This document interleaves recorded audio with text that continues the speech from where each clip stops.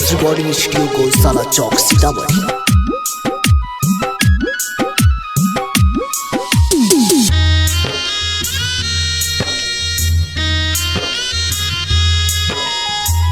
एक बार न पूछलू जियत हो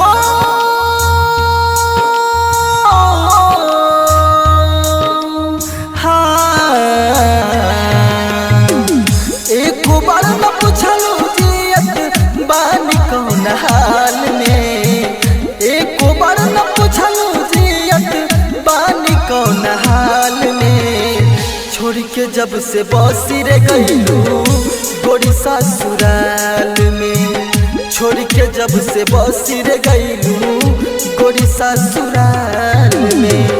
अपना गैर समझे लगलू तू तो एक साल में। अपना गैर समझे लगलू तू तो एक साल में। छोड़ के जब से बसी रे गईलू गोरी ससुराल में। छोड़ के जब से बस रे गईलू गोरी ससुराल में।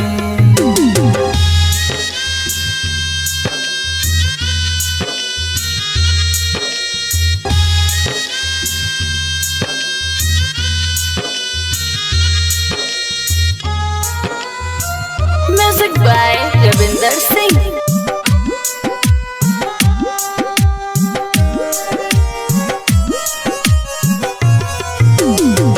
शीशा सदिलवा के छन से तू तोड़लू।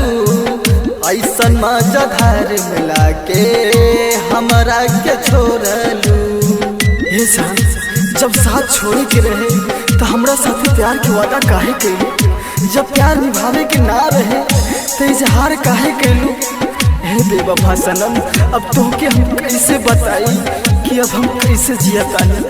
एक बार तू हमके बता के जा आखिर कौन मजबूरी रहे कि तू हमके छोड़ के चल गई। शीशा जा सदिलवा के छन से तू तोड़लू। ऐसन मजा धार मिला के हमरा के छोड़लू। अजनबी के फोटो टंगलू हो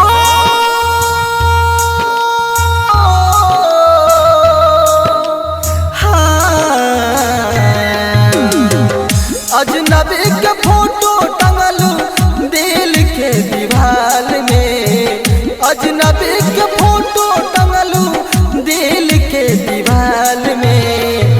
छोड़ के जब से बसी रे गईलू गोरी ससुराल में। छोड़ के जब से बसी रे गईलू गोरी ससुराल में।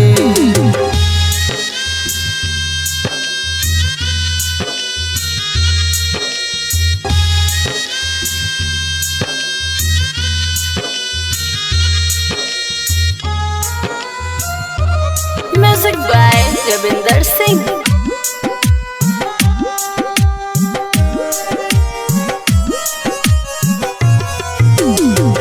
सपना जे सजवले रहू दिलवा के बाग में। पल में जराई दिहलू फेरा वाला आग में। हे बचपन से तोहके चाहनी एगो पगला की तरह तो से प्यार के फिर काहे भूल गईलू। इस चंदन राजा हम तो से उतने प्यार करी ले जितना कि तू हमसे करेला। लेकिन का करी कुछ ऐसा नहीं मजबूरी रहे जगरा खातिर हमके शादी करे पड़ल। हमके भूल जा। सपना जे सजवले रहू दिलवा के बाग में। पल में जराई दिहलू फेरा वाला आग में। चंदन के छोड़ के गईलू हो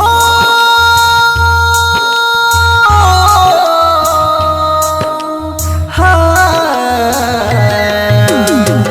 चंदन के छोड़ के गईलू तू तो बुरा हाल में।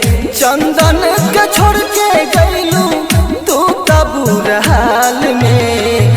जब से छोड़ के बसी रे गईलू गोरी ससुराल में। जब से छोड़ के बसी रे गईलू गोरी ससुराल।